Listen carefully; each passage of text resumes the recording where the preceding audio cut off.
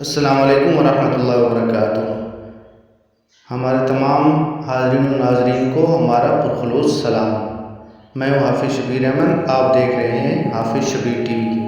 آج ہم ذکر کریں گے حضرت اسماعیل علیہ السلام کا۔ قرآن کریم میں حضرت اسماعیل علیہ السلام کے بارے میں ہے، اور اس کتاب میں اسماعیل کا ذکر کرو، وہ وعدے کا سچا تھا اور رسول نبی تھا۔ وہ اپنے گھر والوں کو نماز اور زکوٰۃ کا حکم دیتا تھا اور اپنے رب کے نزدیک ایک پسندیدہ شخص تھا۔ سورۃ مریم۔ حضرت اسماعیل علیہ السلام کے بارے میں جو کچھ معلومات ہوئی، اس کے مطابق آپ جبرون کے مقام پر، جسے الخلیل فلسطین کہتے ہیں، 2074 قبل مسیح پیدا ہوئی ہے۔ جب اسماعیل علیہ السلام بچے تھے، رب کائنات نے حضرت ابراہیم خلیل اللہ سے فرمایا تھا، اے خلیل، ہم کعبہ کی تعمیر کرنا چاہتے ہیں، اس مقدس کام کے لیے آپ کو معمور کیا جاتا ہے۔ ہم اس مقام کی نشاندہی کریں گے، آپ اسے پاک صاف کر کے آباد کریں۔ یہ جگہ طواف اور سجدوں کی ہوگی۔ ابھی آپ اپنے بیٹے اور بیوی کو اس سنسان جگہ چھوڑائیں۔ تفصیل اس کی کچھ یوں ہے کہ حضرت ابراہیم علیہ السلام 75 سال کی عمر میں جب اپنے وطن عراق سے ہجرت کر کے ملک کنعان فلسطین میں تشریف لائے، تو اس وقت آپ کے ساتھ آپ کے بھائی حضرت لوط علیہ السلام کے علاوہ آپ کی بیوی حضرت سارہ بھی تھی۔ حضرت سارہ کی کوئی اولاد نہیں تھی، اس لیے یہ کرانا اولاد کی نعمت سے معلوم تھا۔ آپ اس محرومی پر بہت مایوس ہوئے۔ آپ علیہ السلام نے اپنے رب سے التجا کی، اے پروردگار، مجھے ایک بیٹا عطا کر جو صالحوں میں سے ہو۔ آپ علیہ السلام نے دین حق پھیلانے، نیکی کا درس دینے، بدی سے روکنے کے لیے اپنا گھر بار چھوڑا، شام، فلسطین اور مصر کے دور دراز علاقوں کا دورہ کیا اور لوگوں کو دین کی باتیں بتاتے تھے۔ جب آپ علیہ السلام مصر پہنچے، اس وقت مصر پر جس خاندان کی حکومت تھی، اس سے حضرت ابراہیم علیہ السلام کی رشتہ داری بھی تھی۔ حضرت ابراہیم علیہ السلام کے واقعے میں شاہ مصر اور حضرت ابراہیم علیہ السلام کا ذکر کیا گیا ہے کہ کس طرح شاہ مصر نے آپ علیہ السلام کے ساتھ سلوک کیا۔ جب حضرت ابراہیم علیہ السلام مصر پہنچے تو وہاں کے بادشاہ نے آپ علیہ السلام کا نہایت عزت و احترام سے استقبال کیا۔ اس وقت آپ علیہ السلام کے ہمراہ آپ کی بیوی حضرت سارہ رضی اللہ تعالیٰ عنہ بھی تھی۔ بادشاہ حضرت ابراہیم علیہ السلام کو بہت قدر کی نگاہ سے دیکھتا تھا اور بہت زیادہ عزت بھی کرتا تھا۔ مصر کے بادشاہ نے اپنی بیٹی حضرت مائی ہاجرہ رضی اللہ تعالیٰ عنہ کو ایک خادمہ کی حیثیت سے حضرت ابراہیم علیہ السلام کے سامنے پیش کیا اور شادی کرا دی، اور کہا کہ میری بیٹی کا اس گھر میں لونڈی ہو کر رہنا دوسرے گھر میں ملکہ ہو کر رہنے سے بہتر ہے۔ حضرت سارہ رضی اللہ تعالیٰ عنہ نے بھی خوشی سے اجازت دے دی۔ حضرت حاجرہ رضی اللہ تعالیٰ عنہ کے پہلے سال ہی اولاد ہو گئی۔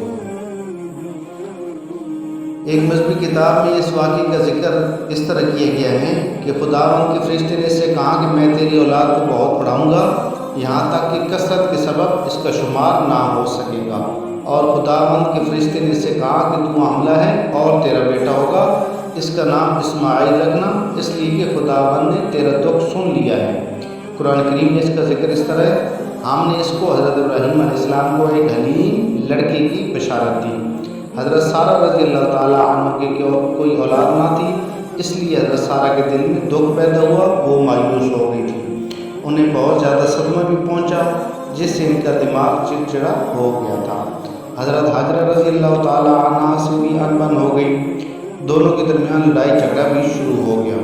حضرت ابراہیم علیہ السلام اللہ تعالیٰ کے حکم سے حضرت مائی ہاجرہ رضی اللہ تعالیٰ عنہ کو سنسان جگہ پر چھوڑ کر چلے گئے۔ آپ علیہ السلام کے لوٹ جانے کے بعد حضرت مائی ہاجرہ کھجوریں کھاتی اور مشکینے کا پانی پیتی رہتی اور اپنے بیٹے اسماعیل کو دودھ بھی پلاتی رہتی۔ کھجوریں اور مشکینے کا پانی آخر کب تک چلتا، وہ بھی ختم ہو گیا۔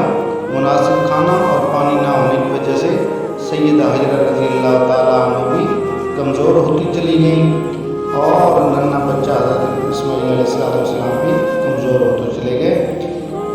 اس لیے حضرت مائی ہاجرہ رضی اللہ تعالیٰ عنہ اور پریشان ہوئی، اور اس پریشانی کے عالم میں آپ چاروں طرف دوڑتی رہی۔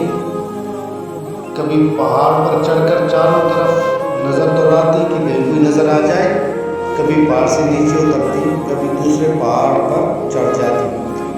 اسی طرح صفا اور مروہ کی پہاڑیوں پر 7 مرتبہ دوڑی، یعنی یہ جو حاجی چکر لگایا صفا اور مروہ پر 7 چکر، یہ حضرت مائی ہاجرہ رضی اللہ تعالیٰ عنہ کے وہ چکر ہیں جو انہوں نے حضرت اسماعیل علیہ السلام کو پانی پلانے کی تلاش میں لگائے تھے، اور اللہ تعالیٰ کو ان کا یہ دوڑنا اتنا پسند آ گیا کہ اللہ تعالیٰ نے ان کے دوڑنے کو قیامت تک کے لیے حج کے ارکان میں سے ایک رکن بنا دیا۔